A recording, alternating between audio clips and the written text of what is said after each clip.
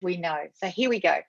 Here we go. So hello, welcome, and thank you so much for being here today, making the choice to spend some time working on yourself and your business and understanding how money works in your business. I am honored, truly honored that you've chosen to spend time here, and thank you so much.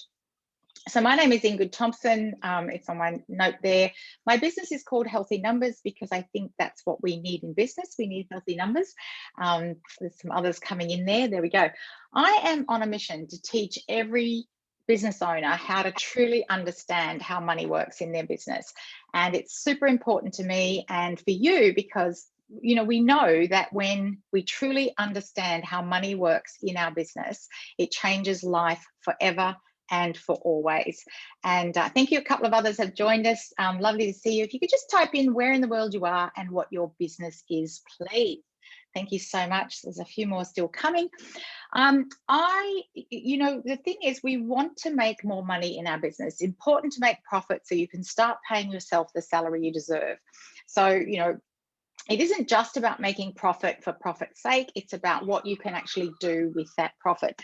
And today we are looking at this book, Profit First, by Mike Michalowicz. And I guess that's why some of you are here, because you've tried to read it.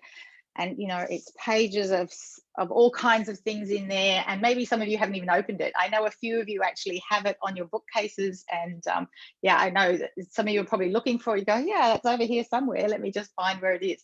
Okay. So thank you for letting me know who you are and where you're from. Some of you know me already. Some of you have been clients. Some of you I have worked with in the past.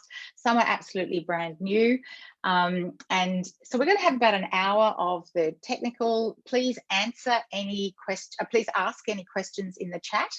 This is being recorded and the replay will be available. So it's available for you, and it's also available for any of the people who aren't. There was people who registered that aren't able to make it, and a few have already said to me they can't. Somebody said it's going to be the middle of the night, so they're not going to work on that. So we've got a yoga teacher from in Texas. Oh, great. Thanks, Kristen.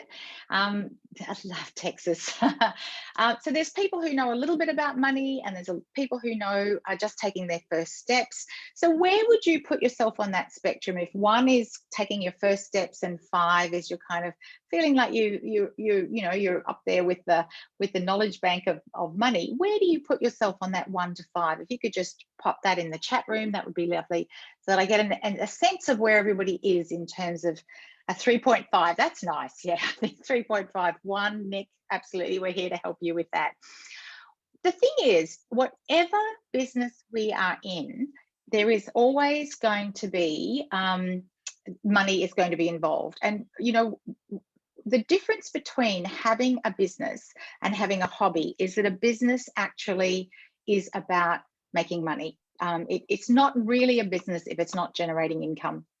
And the thing is, if you have a hobby where you're generating income, the tax office is going to deem that a business anyway. So if we're going to be in business, we're going to be generating money, that, there's a point where it becomes a business. So we've got some 1s, we've got some 4s, 3.5s. Thank you very much. Okay, I need to read this piece out. I'm Ingrid Thompson, and I see myself as a financial educator and a financial advocate for business owners, and especially for women business owners and nice men. We know that when we truly understand how business works, it changes your life completely and forever. I teach and coach about understanding the financial side of your business, and this equips business owners to have confident conversations about money. This is information and education only. I am not a registered tax agent. I am not an accountant.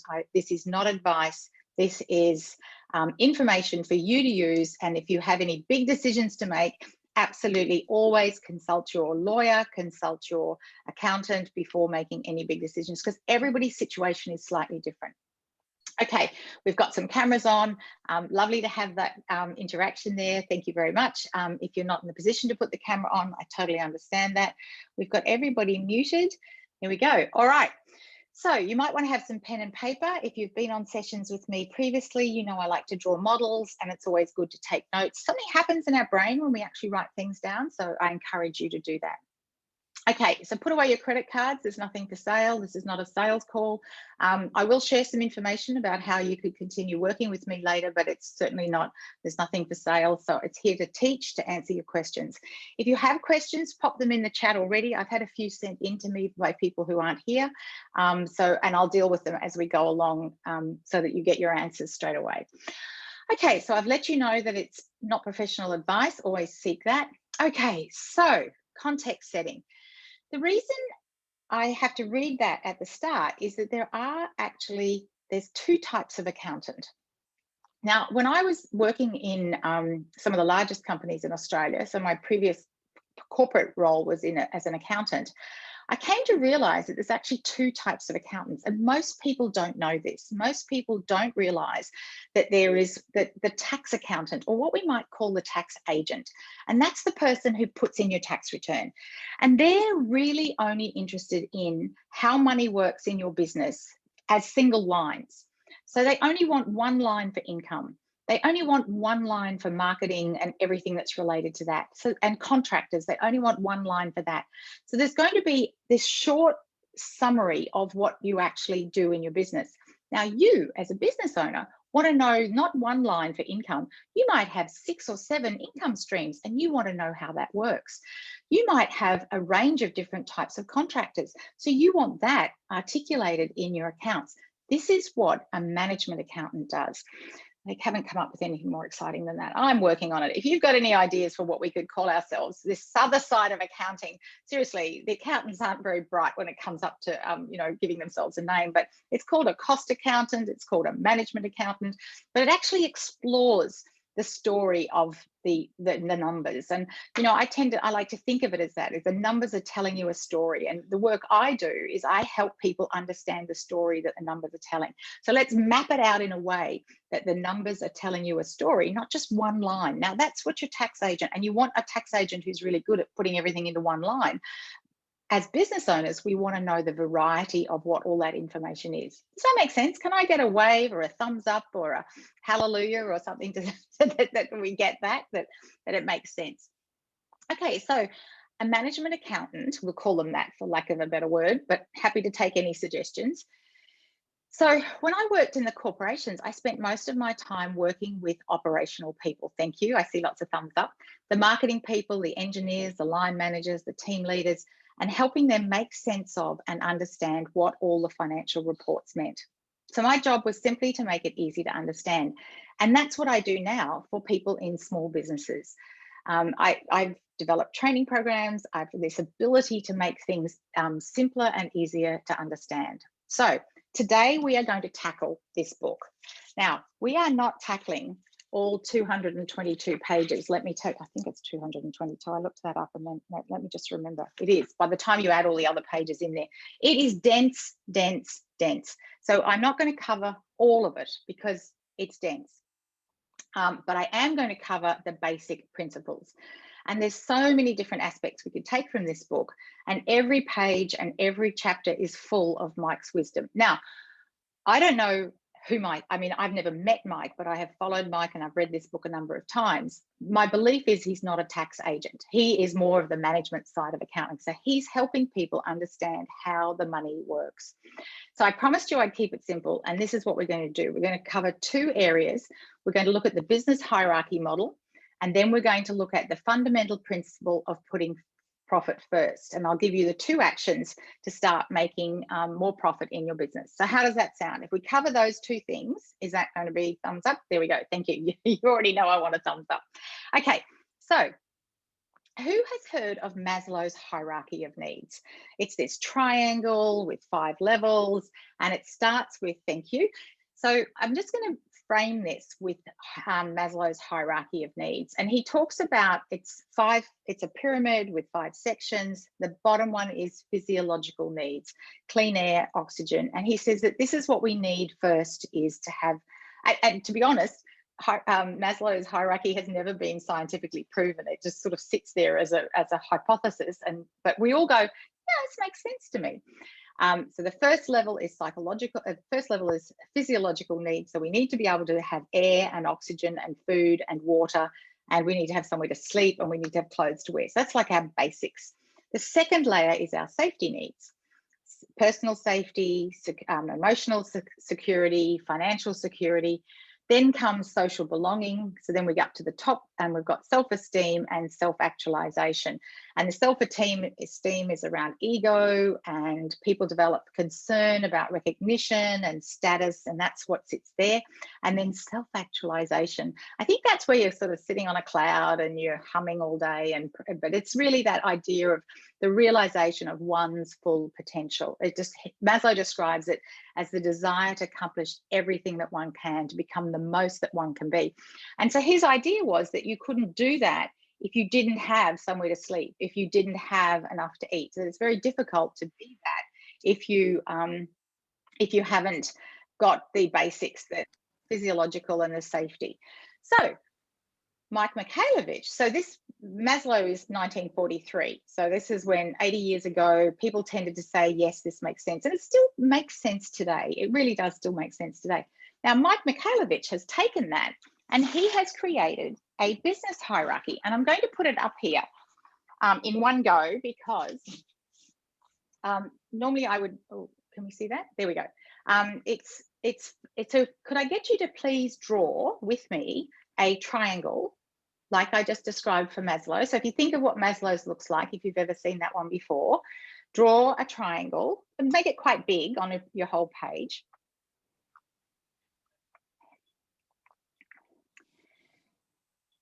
And then we have 5 sections. So you might want to draw 5 different sections there. And the base layer is sales. So write a big sales in the base layer. So sales is the oxygen of your business. It's the lifeblood. And if there's no sales, there's no business. We always want to make sure our base level is met first. When it comes to humans, air, water, food, these are basics. We need that before anything else. So what this pyramid, this business pyramid, and this is where I think Mike Michalowicz's brilliance is that when it comes to our business, we need cash. We need cash flow and we need sales first. So that he talks about profit first, but we truly need sales before we can make any profit. Okay, so sales are oxygen, the lifeblood. Write that in your notes. Sales are oxygen. Sales is the lifeblood. Say it out loud with me. Chant it to yourself. Type it in the chat. Let me know that you know that sales are the lifeblood of your business. They are the oxygen. They're the water. It's what keeps your business going. So everybody have that. Are we good there? The second level is profit. So the thing about cash and revenue and sales is that this creates permanence. It creates permanence for your business. It's the oxygen. So the next level is profit. So that's where sales is then, the next part is profit, and profit creates stability. Many businesses think they have a profit problem and they focus on sales. It's super important to bake profit into every transaction. And this is the whole premise of this book, Profit First, is this idea of baking profit into every transaction. So profit comes from having a system to ensure profitability. And this is what I'm going to cover in just a moment. So we're going to talk about how we bake profit into every transaction. Okay, so you're taking note. So we've got profit creates stability. So say it with me. Profit creates sustainability. Profit creates sustainability, and it creates transformation. So this is the stability. It absolutely is. So cash first and then profit. So do we have any questions at this point? Is that making sense to us? What does profit do? It creates sustainability and stability.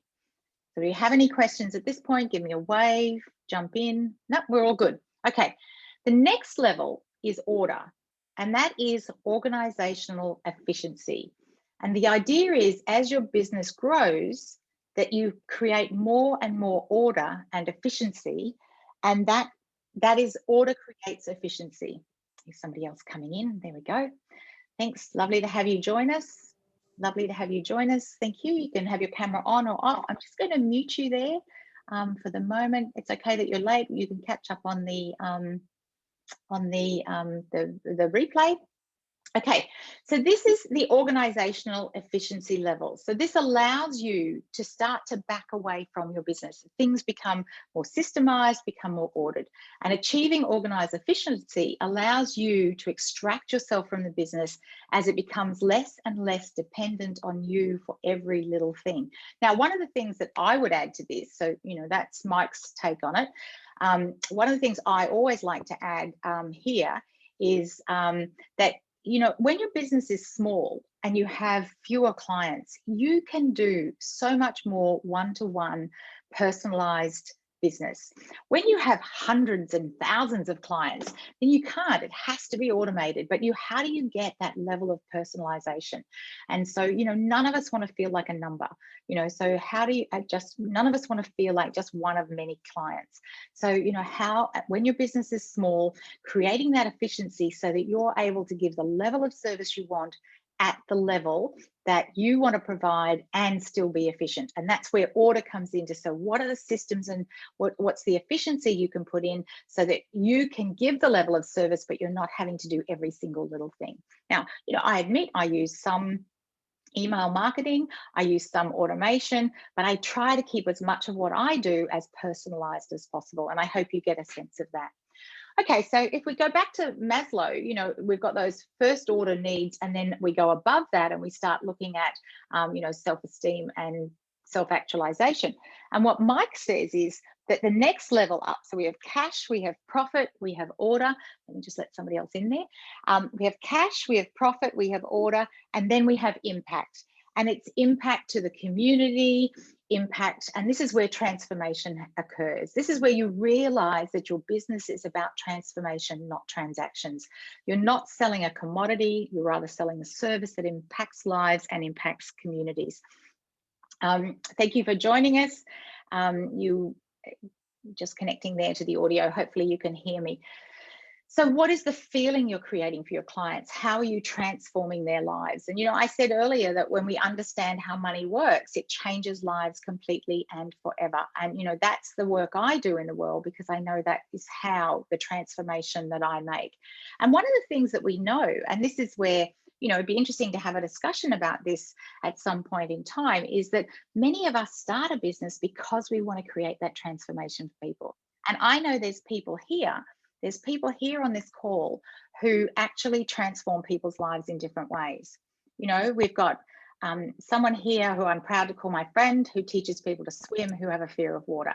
We have people here who are working with people who've got physical ailments, and they transform their bodies through their yoga, through their Pilates, through what they do. We've got coaches here who change people's lives by giving them more confidence. So, there's a part of us that actually starts at this transformational level. The thing is, we can't do it without the basics, without the cash, without the profit, and without the order. Does that make sense? Is that really resonating with how you feel about your business, that you started to be in this impact stage, that you wanted to make this impact on the world? And the thing is, there's this frustration, and this is, Mike talks about entrepreneurial poverty and how his mission is to eradicate entrepreneurial poverty, because there is entrepreneurial poverty. So, people don't have enough cash and they don't have enough profit. And then the last level is legacy. So without sales, it's difficult to have an impact. Without profit, there isn't a business. Without order, there's no consistency, and the owner is exhausted, and it's hard to have an impact. In fact, it's impossible to have an impact when you're exhausted and you're not making any money. I had somebody ask me just this week about changing their pricing and putting their pricing down so they could attract more customers. And, when we do that sort of thing in business, and I'm sure we've all been tempted to do that at some stage, to sell something for less than we really want to sell it for, just to make the sale, just to get the client in. But what happens when we do that? What happens is we start to, in the beginning, we might go, yay, I've got a client. But what happens after a month or two? It's like, I don't know if this has happened to you, but I've sometimes done work for less than I thought I wanted to charge for it. And after a while, you start to feel just a teeny weeny little bit like, do I really want to do this for this? Is it, I'm worth more. And so, that's a decision I made a long time ago, is that, You know, it would be, this is the price that it's worth. As one of my podcast guests said, was, you know, price is a self-esteem issue. You know, if you believe you're giving this value, then that is the price that people will pay. Helping people understand what that value is what we do in business. Anyway, happy to have a conversation about that with anybody, anytime. So legacy is that sort of creation of permanence and what happens afterwards. You know, I don't know about you, but sometimes, you know, someone says to me many months later or years later, I bump into someone and they say, you know, Ingrid, you said something back there that, you know, changed my life. And, you know, maybe I don't even remember having the conversation, but, you know, we have this ability to change people's lives in the work that we do. And that, I believe, is part of the legacy. Okay, how are we doing? Does that hierarchy make sense to you? So can you show me, if you've got it on a piece of paper and you've drawn it, are you able to show me what it looks like, or take a picture and send it through? There we go. We've got our hierarchies. So thank you. Oh, thanks so much for sharing that. So when you're thinking about your business, oh, and look at Mr. Color there. Thank you, Michael. So when you're thinking about that, you know, do you have this solid foundation of cash flow? Do you have a solid foundation of sales? And then how does the profit work on that? So now that we have a context for this, let's laser in on profit. So from Mike, and I'm going to read this, it's in my notes, but it's in the book somewhere. It says, it's commonly misunderstood that profit means making money, when in reality, it means taking money. Profit is a reserve you can use in any way you require, and it won't hurt your business. And I think that's one of the critical lines in this book, is that it's making money, not taking money. That's the first thing. Sorry, it's taking money, not making money. So it's this idea of taking the profit out of your business.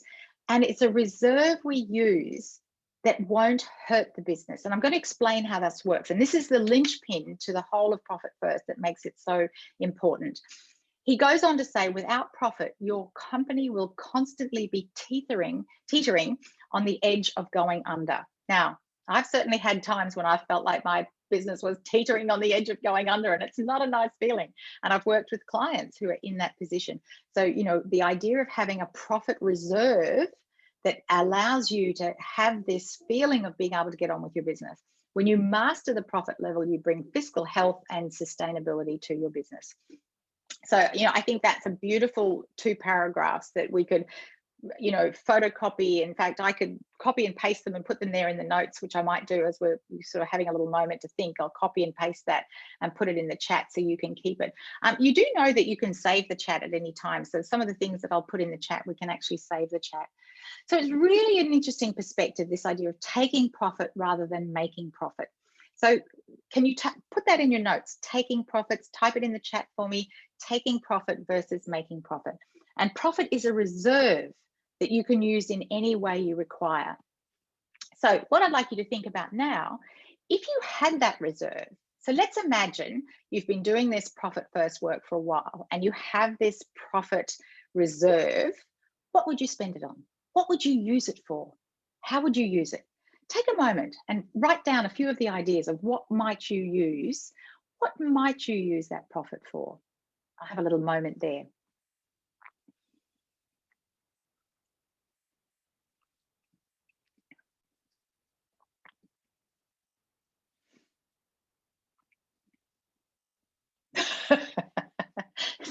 Well, that's holidays, and that's such a great idea, because holidays means that you would be paying yourself more so that you could take holidays. I love that. Very nice. What else would you use it for?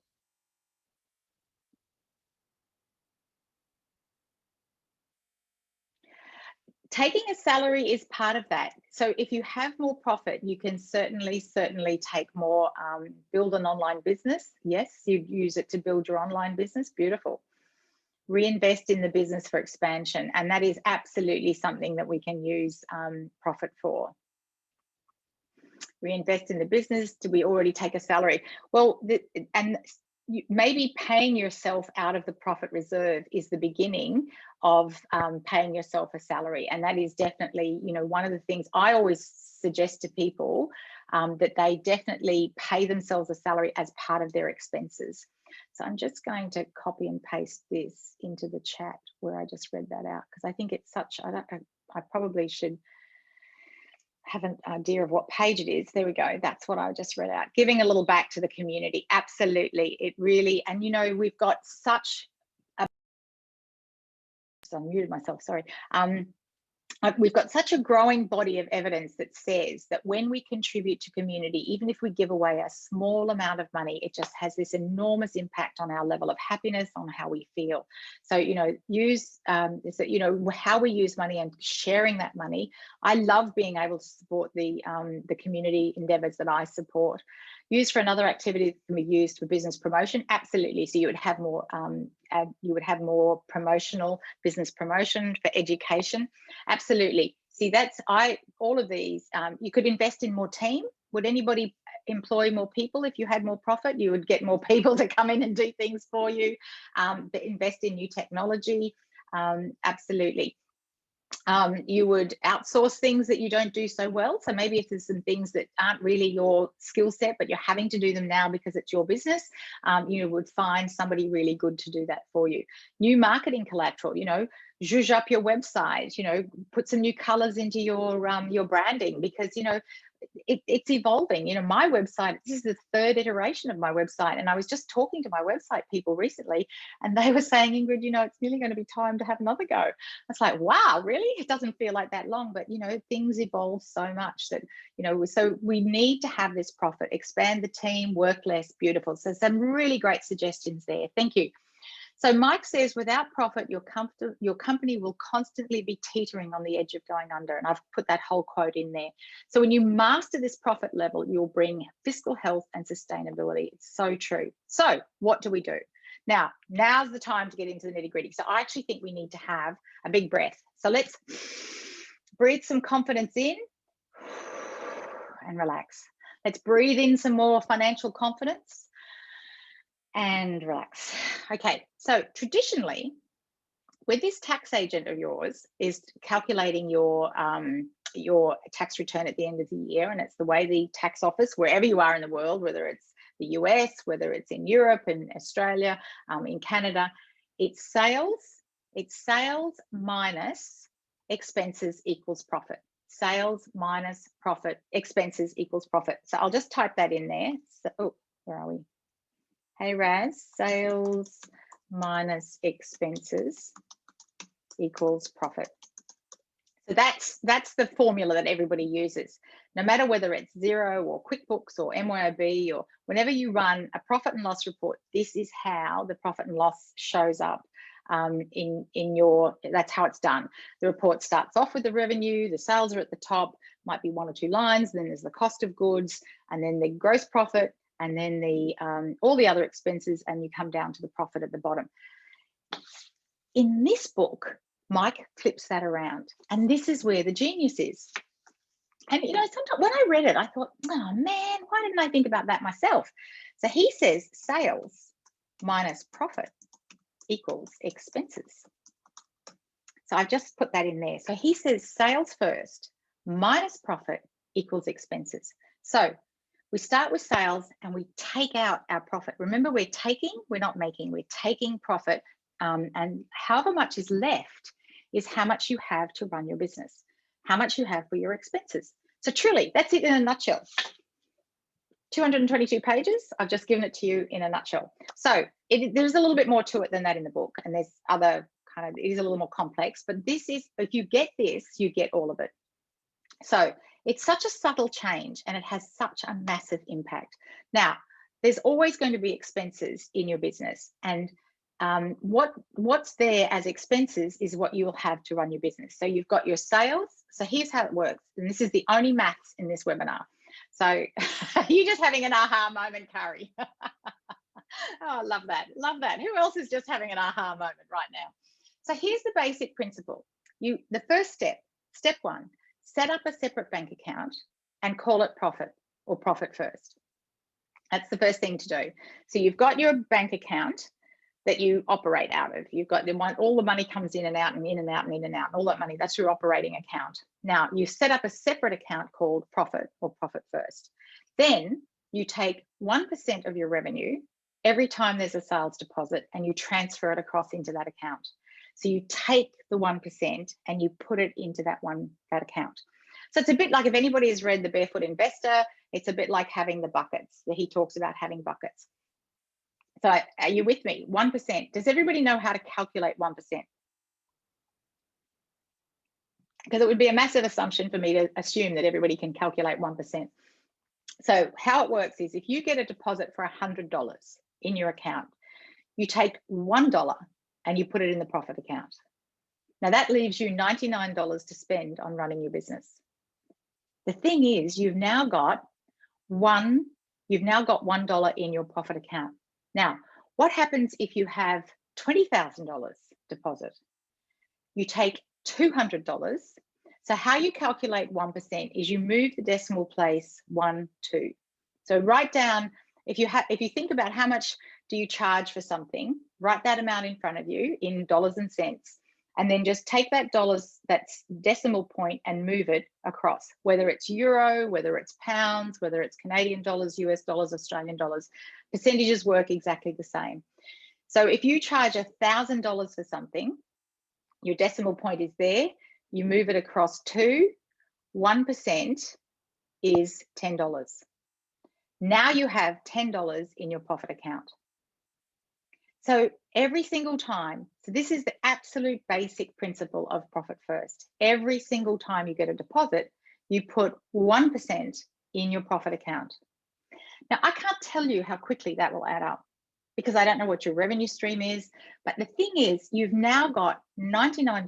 Go back to the formula, sales minus profit equals expenses. So if you had $100 and you put $1 in the profit account, you now have $99 to spend on your expenses.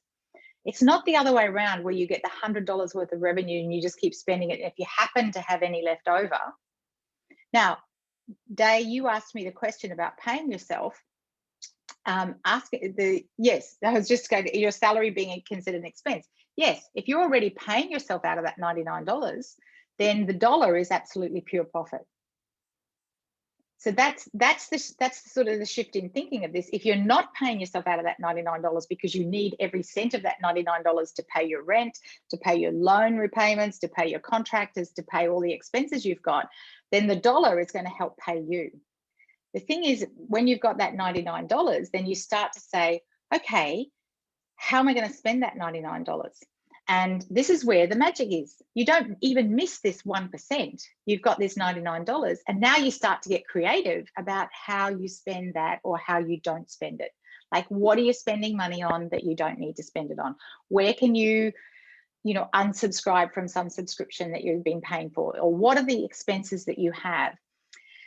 And this is where, I mean, I have an Excel spreadsheet that I work with clients just to get started with, and say, where are your expenses? How are you spending money? How much do you spend every week? How much is that every month? How much is that every year? And if you want a copy of that, I'm happy to share it. I know some of you already have it. If your expenses are more complex than that, I'm happy to, work one-on-one, completely obligation-free, because to me, this is, if we get this right in our business, it changes us forever. I know how much importance there is in understanding money. So if you're interested in that, either send me an email, ingrid@healthynumbers.com.au, and just say, I need some help with my expenses, or I want to brainstorm my expenses, or put it in the chat there and I'll come back to you about it. But truly, I like to think about this 1%. This is my idea, not Mike's. It's a bit like cleaning your teeth. So who cleans their teeth every day? Actually, I'm not going to ask that question. The principle is that we clean our teeth every day. And we clean our teeth once a day or twice a day, or if we're super enthusiastic, maybe a bit more often. We don't leave it till the weekend and just have a big cleanup on Saturday afternoon, do we? Like, you just don't do that. And that's how profit feels. If you do that with profit, this is my analogy for it. If you do that with profit, it feels like it's a big deal. But if it's 1% on every transaction, it's not such a big deal. It's just that little tiny habit. It's that incremental change that we make. And we're finding that this is the biggest way to actually change how we behave, is all these tiny, tiny habit changes. Okay, Michael, did that answer your question about the salary? Like, if you've got the $100 and you put $1 away, then the $99, if you can pay yourself out of that, then that's part of your salary. But if you're saving up for your salary out of the profit, then that's part of the use of the profit. And I think the other thing that's important in that regard is that if that's how your situation is, that you're not paying yourself, and I know Day asked this question, is if you're not paying yourself, then how do you start paying yourself out of that $99 so that the profit then is left for all those wonderful things that we had listed there that we wanted to spend our money on, new technology and more education, and so the profit gets used for that, and that the $99 then becomes responsible for paying our salary. Okay, so the reason this works is that it is super, super smart psychologically.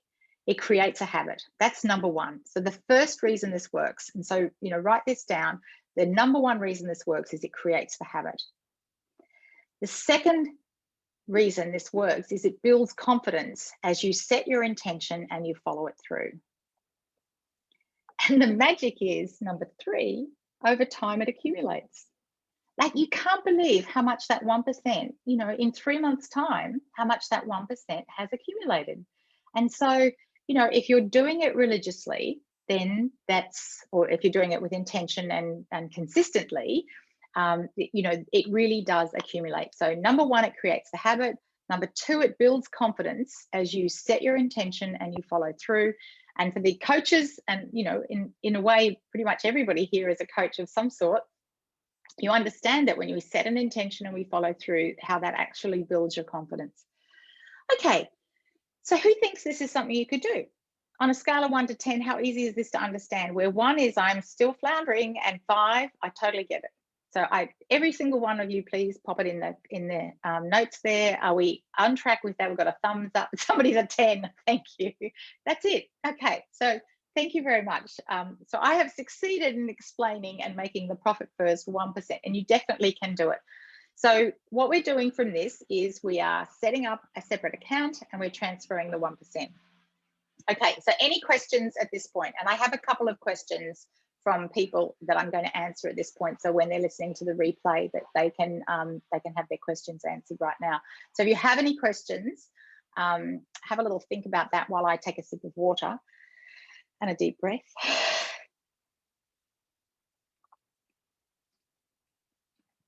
Next, a 9.5, beautiful. I think some banks have where you can set a bucket with the same bank account. Yeah, so depending on where you are in the world, yeah, it might be something like that you can have a separate bucket. I know Barefoot Investor Scott Pape refers to buckets. That's his terminology.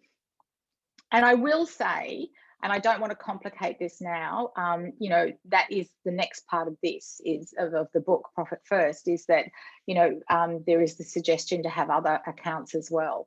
Yeah. So I had a question from a participant, do I have to do it every day? And it's a really good question. So it depends. My answer is it depends, as it always is when it comes to the money in your business. So if you've got money coming in every single day to your business, so say you run a dental practice, or you're running a chiropractic business, or you're running a business where you have transactions every single day, then the answer is yes. You would start to do this every single day. You would get that bank feed, the money would come in, and you would transfer the 1% across. So if you get intermittent deposits because your clients pay you at different times, then you would transfer them at the time that the money comes in. If the idea isn't really to wait till the end of the week or the end of the month, that's not part of the basic principle as I understand it. But if you were working with a Profit First professional, they may have a different way of doing it with you. And the thing is, I go back to the brushing your teeth example. You don't skip brushing your teeth for a few days and then have a big cleanup. It's just, well, that's not really, I mean, I work with dentists, so I know they would be happy to know that everybody's cleaning their teeth every day. So just letting somebody else in there. Lovely to have you with us. Thank you. I'll just make sure you've got the audio working there. There we go, so you can hear me. So it's up to you completely. I'm not here to tell you how to run your business. My business is to help you understand the money in your business. Here's a question. Brett says, should we talk to friends about business, or is it none of their business? Well, that's such a good question. And I'll I'll come back to your question. There's a previous question. Should you talk to your friends about business, or is it none of their business? I guess, it's so interesting. It's such an interesting question. I was interviewed on a podcast recently, and he straight out asked me how much I paid myself. Like, how much revenue did I generate in my business, and how much did I pay myself?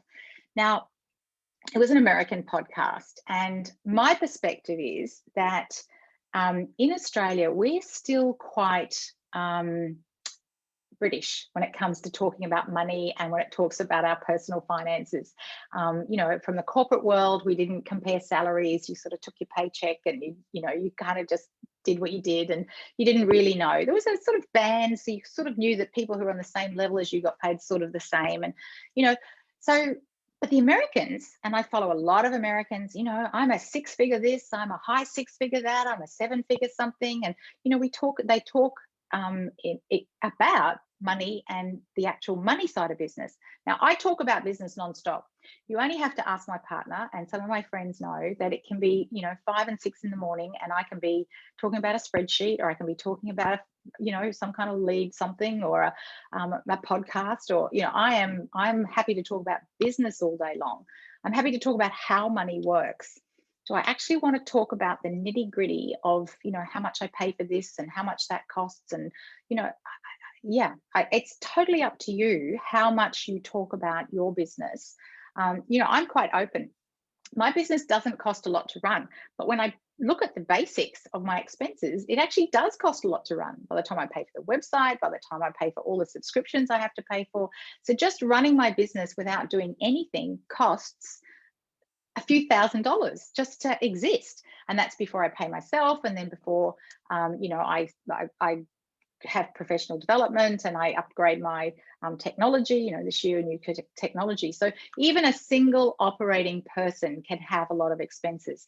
So, I think if that answers your question, how you want to talk about how much your business costs or how the business works, you can talk to your friends about your business. And the one thing I would just say about that is that, what's his name? Jim Rohn says that we are the product of the 5 people we hang out with. So if you talk to your friends and they build you up and they have ideas and they help you and they make you feel good about your business, then why would you not?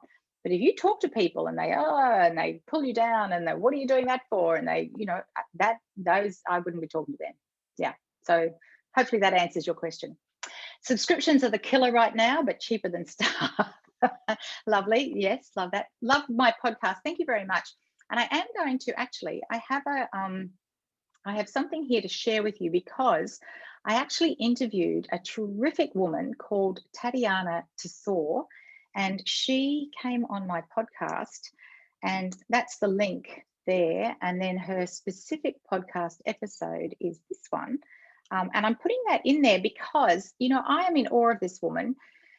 It was the middle of a snowstorm in New York. She had no power. She had not had power for days. They were cooking their family meal for 4 children out the back on a little stand-up gas stove. And she was hotspotting off her phone and standing in a particular spot in their house so that she could record this podcast interview. And she's a profit first professional. And she talks about how she became a profit first professional. So she was an accountant who then joined this group of people who call themselves the profit first professionals.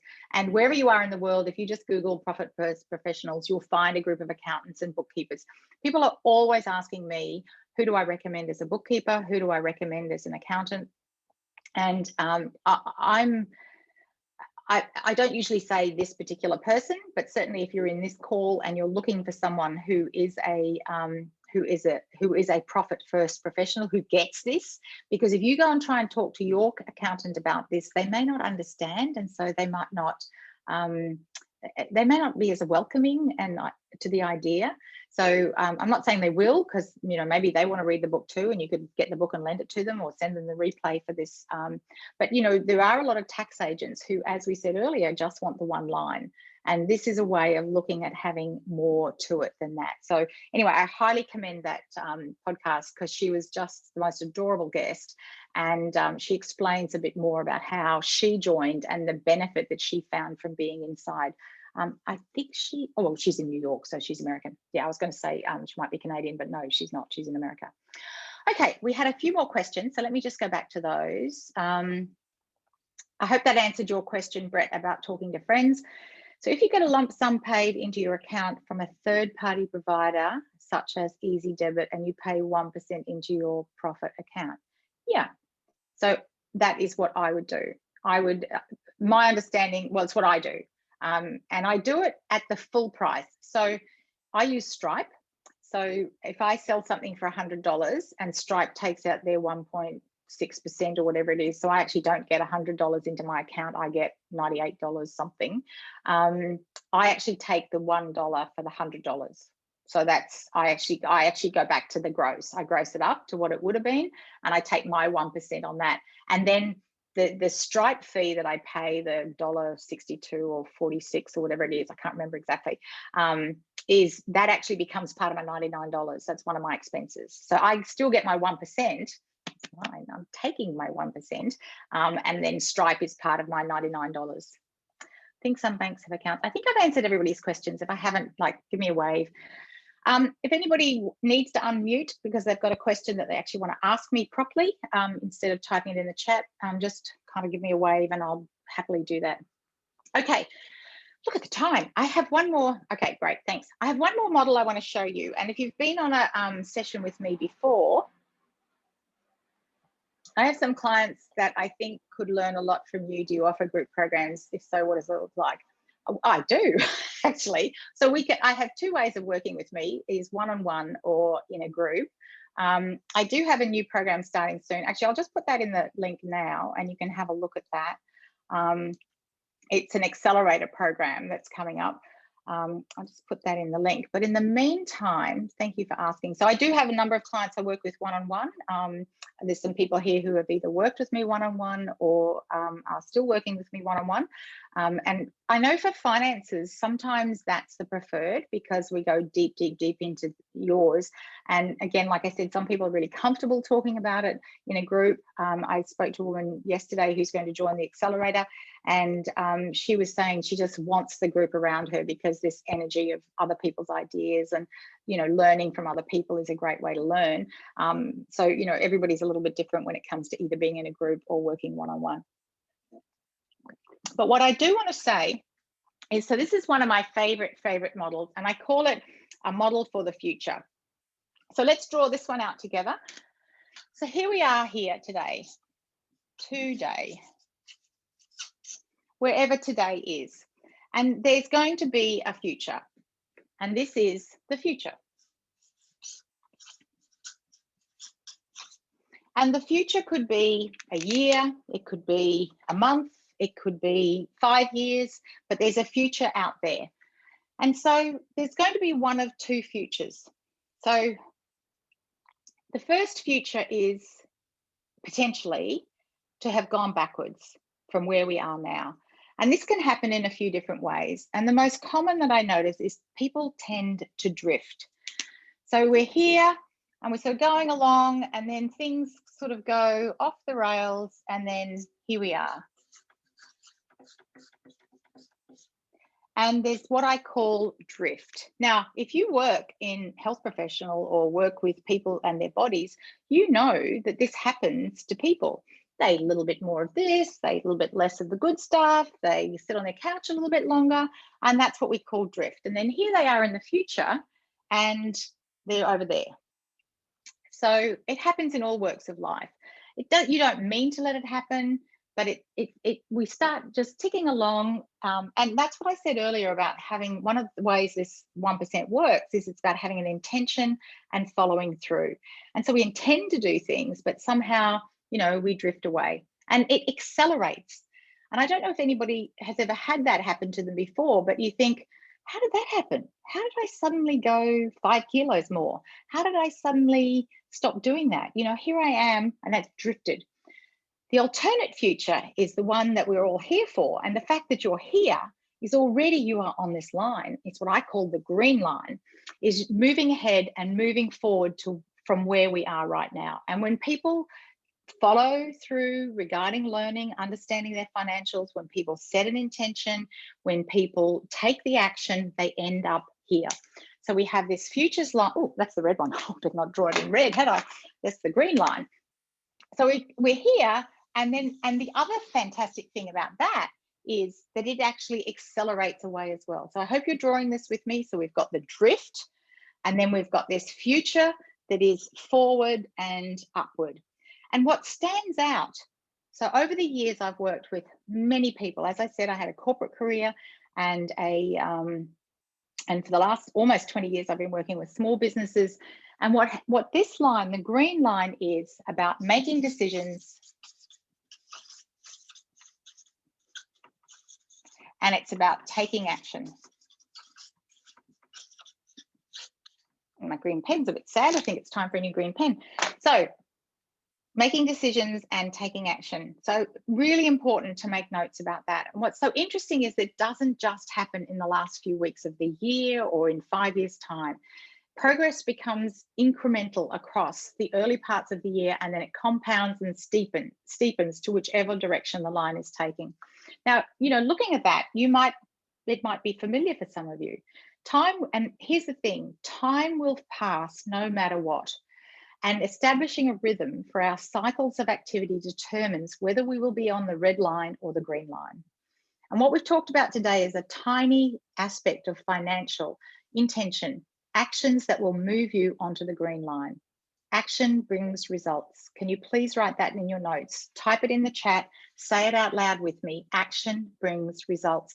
And sometimes we're not 100% sure what action to take, but if we start to do something, by being on this call, by listening to the replay, you are, and I'm honored that you're spending the time today learning this, being part of this. Should get stuck up on those profit green pens, going to dry out the fastest. They sure are. So thank you, Michael. There are two contexts here. There's time and there's expectation. And here's the thing, time is going to pass no matter what. We are going to be in the future no matter what. It's going to be tomorrow. It's going to be next week. Can you believe we're almost, into the second week of February? Here we are. Time is zipping along. So time is going to happen no matter what. With this model shows is that the passing of time, this gap gets bigger. And this is one of the reasons that down the track, people find it so difficult to achieve a goal, because they're here and they want to be here. Actually, they want to be here, but it's such a big gap. Right now, this moment in time is the time when you are the closest to being here and keeping on that green line. The gap you feel when you're meeting your accountant rolls around again, and you still don't know what's going on with the money. You still don't know, you're scrambling to have enough to pay yourself. And the information that I provide in these webinars is absolutely the foundation steps. And if you missed the one that I did about expenses and cash flow, if you want a copy of that one, whether you're on the replay for this, just let me know. Either send me an email, ingrid@healthynumbers.com.au, or let me know in the chat now. You can send it privately. It doesn't always have to be to everyone. So everybody doesn't have to know. If you've got any questions, just let me know and I can send you the replay to that one, because I did a webinar about expenses. So I said I would give you the 2 steps. One is set up a bank account, and step 2 is start transferring the, I'll send that one through to you, Kerry, certainly. Start transferring the 1%. And it's entirely up to you whether you do it. Like, it truly is entirely up to you whether you do it. But the question I have for you is, where do you want to be in the future? Do you want to be on the green line, or do you actually want to be on the red line? And, as I said, I could be talking about business all day long. And the difference between a business and a hobby is that a business makes profit. And if you have a business, then part of being in business is making a profit. It's important to make a profit. It's important to pay yourself a salary you deserve. And that comes from having the profit coming through. You get to invest in new equipment, you support aspects of your community. As somebody said back there, you wanted to have, be able to contribute to the community.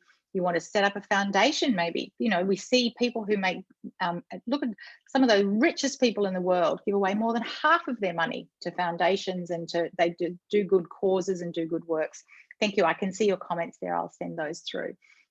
So making profit, as Mike says, taking profit is not the same as maximizing profit. And I have this other, I know we're coming close to time. I'm going to, this other little book that I've been reading, Obliquity. I just love this book. If you can get a copy, it's taken me a while to get through it, but he says, business exists to serve the social purposes and enjoys legitimacy in the short term and survival in the long term, only to the extent that such business meets these purposes. So he's talking about, and he has a whole beautiful chapter about this sort of tension between making profit. The chapter's called the tension between making profit. But he talks about, it's this way. The profit-seeking paradox. So it's this idea of, I know many of us aren't in business to make a profit. We don't do, there's that sort of attachment to this idea of what happens when we make profit. But I'll let you know what Jack Welch, who was one of the most famous, he was the darling of the stock market, GM. He says the job of a leader and his team is to deliver commitments in the short term while investing in the long-term health of the business. Employees will benefit from job security and better rewards. Customers will benefit from better products or services. Communities will benefit because successful companies and their employees give back. And obviously shareholders will benefit because they can count on companies who will deliver on their short-term commitments and long-term vision. The route to profit is an oblique one. It is about having purpose, and it's also about the rigor and the intention of managing our profit. So, if we don't have money in our business, it's not a business. So where does this leave us in regards to profit? We're going to set up our account. We're going to start moving our 1%. Okay, how much? So the second thing is, how much profit are you going to make for yourself? And that is completely up to you. That is totally, when we have that sales minus profit equals expenses, we're starting with 1%. If you have revenue of $5,000, that's $50 goes into the profit first account, and that leaves $4,950 for expenses. It's feasible, it's manageable. So if all of this has made sense to you, can you please just type makes sense in the chat, or give me a thumbs up or a thumbs up. So I've let you know about the Excel spreadsheet if you want that. Some people have asked for, thank you, Kerry, makes sense. Some people have asked for the replay, beautiful, making sense. So the one other thing that I really, it's important for me to say to you today is that one of the other accounts that I believe is really important to set up, thank you, makes sense. Can you make it more than 1%? So that is such a good question. And in fact, if you start working with, if you read the rest of this book, there is a suggestion that you move the percentage. So, and that is, that's entirely up to you. So, that would be what happens if you want to make more profit.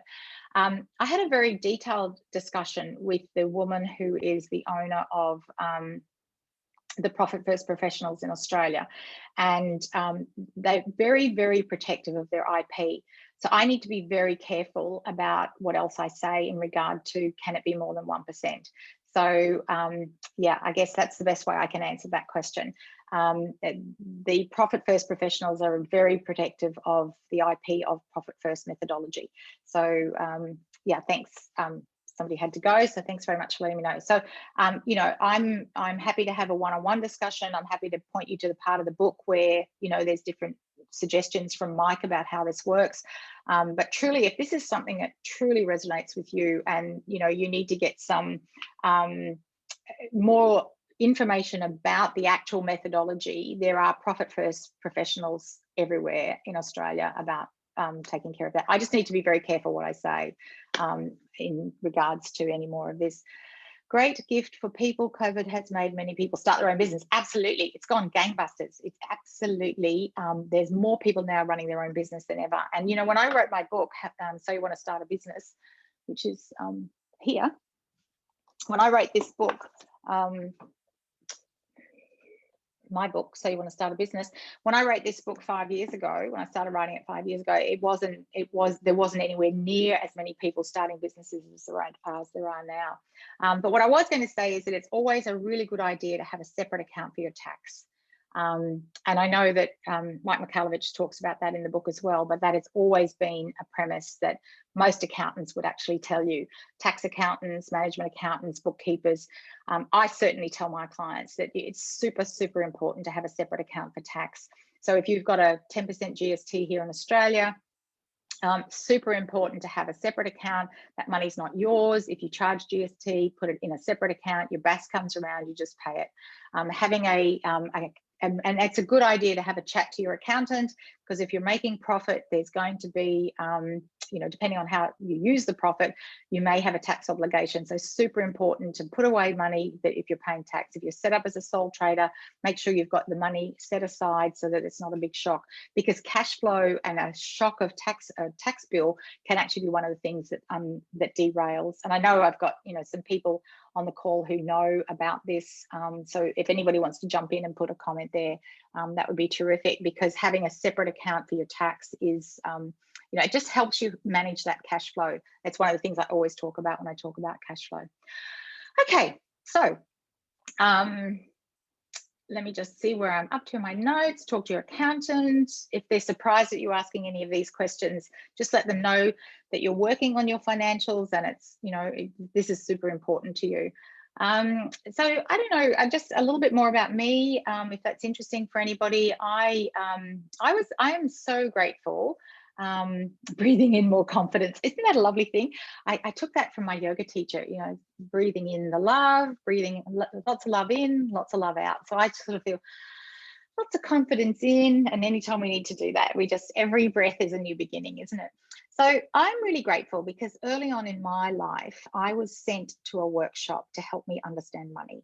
And there was two things that woman said in the workshop. Her name was Virginia Dowd. I can't remember what the workshop was called. She said, it's no good waiting for Prince Charming to come along, because he doesn't have a white horse. And if it's an Aussie bloke, he's probably driving a clapped out EH Holden. I don't know, maybe if you're not in Australia, you might not know what a clapped out EH Holden is. You might not even understand what the language clapped out means, but he'll be in debt and the car will be on hire purchase. But she also explained about compound interest, and I'm happy to have a separate conversation with anybody who wants to know about compound interest, because compound interest is magic. And for any young people, it's just never too late. The best time to plant a tree is right now. It was 20 years ago, but if you haven't planted it now, compound interest is magic. And if you've invested money since you were young, that money just goes on getting more and more. But as a result of applying what I learned in her course, I developed good fiscal understanding and good money management. I bought my first house here in Sydney in my 20s and had it paid off in my 30s. I went to work as a clerk. I didn't go to university straight away. I delayed that. But once I got to understand the business side, I transferred from, ironically, I worked in a insurance company helping people with insurance for EH clapped out Holdens, and most of them were on hire purchase and most of them were young people. So I saw what happened when people didn't have to, when they couldn't pay their bills. Thanks, Raz. Cheers. It took years to develop the mastery that I have, but one of the things that I've found is that I have the ability to make it simple. And I think today has been an example of the ability to take this idea that is difficult to understand. Thank you so much. I'm getting a couple of thumbs up there. I really appreciate that. That I have, after really understanding it, I think the ability to make something simple is so important. And pretty much every business is the same when it comes down to it. Money in, money out. So long as there's more in than out, then that's what you want. So my mission is to teach people as much as possible about how money works, to make it simple, to demystify the jargon, to explain the concepts, and to work with business owners like you to create the cycles and the maps and the ways of making money. So I have a question for you. What would it mean to you to actually have more understanding? So just take a moment and have that big breath of confidence in.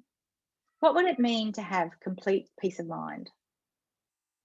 What would it mean to you to understand how money works? So write that on your page, share it in the chat if you like.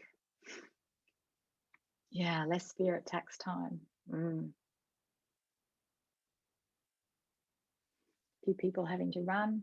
I did say there'd be a little bit of extra time for Q&A, so this is kind of that. So increase confidence that I'm on the green line, less hassle, have a plan in writing, follow it through. Yeah.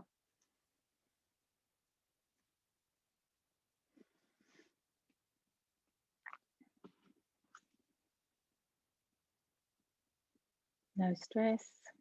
Choose clients more wisely. Yeah. Focus on growing the business instead of stressing about money. Yeah. Because that's what happens, isn't it? And that's where I love what, you know, what Mike Michalowicz says is that when you get the profit right, that it's, where's that little quote? Where I put it back there. Without profit, your company is constantly teetering on the edge of going under. When you master the profit level, you bring fiscal health and sustainability to your company. It's just beautiful, isn't it? The way it's said there. So, you know, anyway, if you want to save the chat, because there's some really great, like there's my links and the quotes. So I am going to, we'll wipe up in a minute. As I said, we didn't have time to go through the whole 222 pages of the book, but we have covered, we've looked at the business hierarchy. We started with that. We had a look at the 1%, so you know how easy it is to understand that concept and just start doing that. And if you just do that, then you know, it is just going to make a huge difference.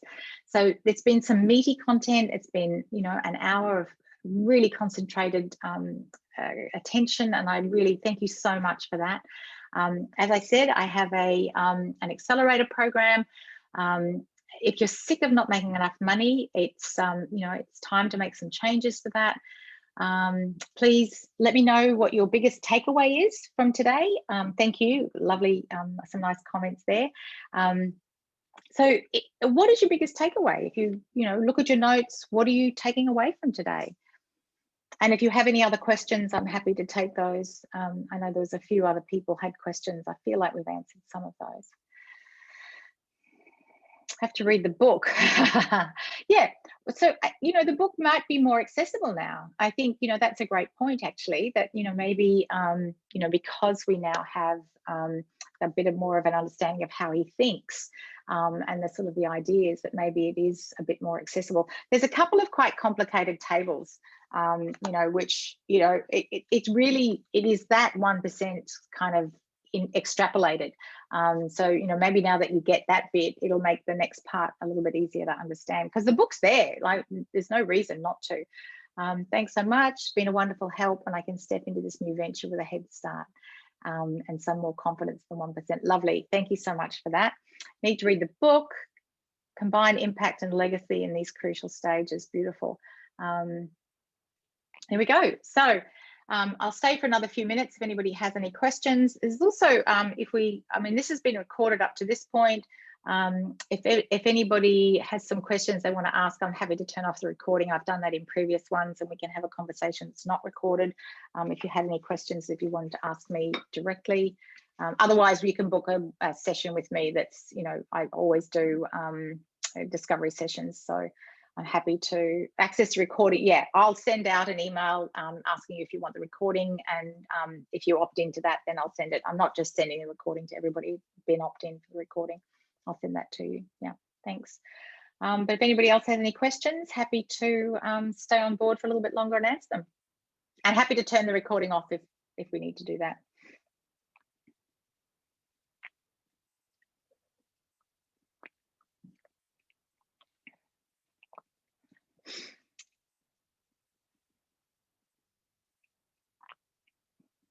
Thanks. Okay, here we go. I'm going to turn the recording off now, and I'll thank everybody for being here. And if you have any questions, ingrid@healthynumbers.com.au, or head over to my website, healthynumbers.com.au. Thank you so much for being here today.